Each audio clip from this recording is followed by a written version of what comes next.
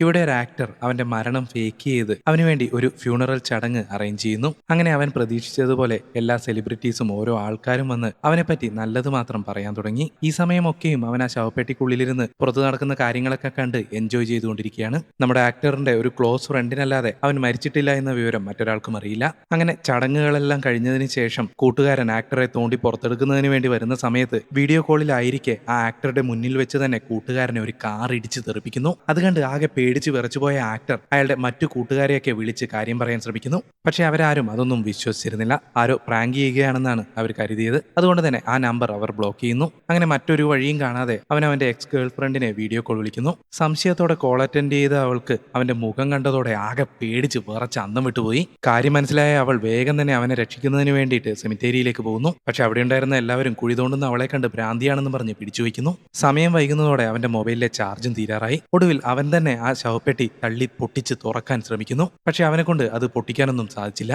അതോടെ താൻ ഇതിനുള്ളിൽ കിടന്ന് മരിക്കാൻ പോവുകയാണെന്ന് അവൻ ഉറപ്പിക്കുന്നു.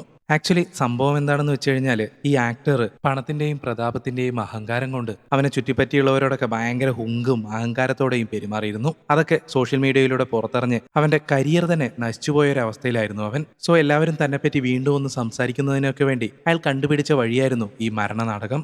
അങ്ങനെ തന്റെ അവസാന നിമിഷത്തിൽ തന്റെ തെറ്റുകളെല്ലാം തിരിച്ചറിഞ്ഞ അവൻ എല്ലാവരോടും ക്ഷമ ചോദിച്ചുകൊണ്ട് ഒരു വീഡിയോ റെക്കോർഡ് ചെയ്യുന്നു. പൊടുന്നനെ ആ ശവപ്പെട്ടി തുറക്കപ്പെടുന്നു. മരിച്ചുപോയെന്ന് കരുതിയ ആ ഫ്രണ്ട് ദേ നിൽക്കുന്നു മുന്നിൽ. സത്യകഥ എന്തെന്നാൽ നമ്മുടെ ആക്ടർ ചെയ്ത തെറ്റുകൾ ഓരോന്നും അവനെ ബോധ്യപ്പെടുത്തുന്നതിന് വേണ്ടി അവന്റെ കൂട്ടുകാരൻ തന്നെയാണ് ഇതൊക്കെ പ്ലാൻ ചെയ്തത്.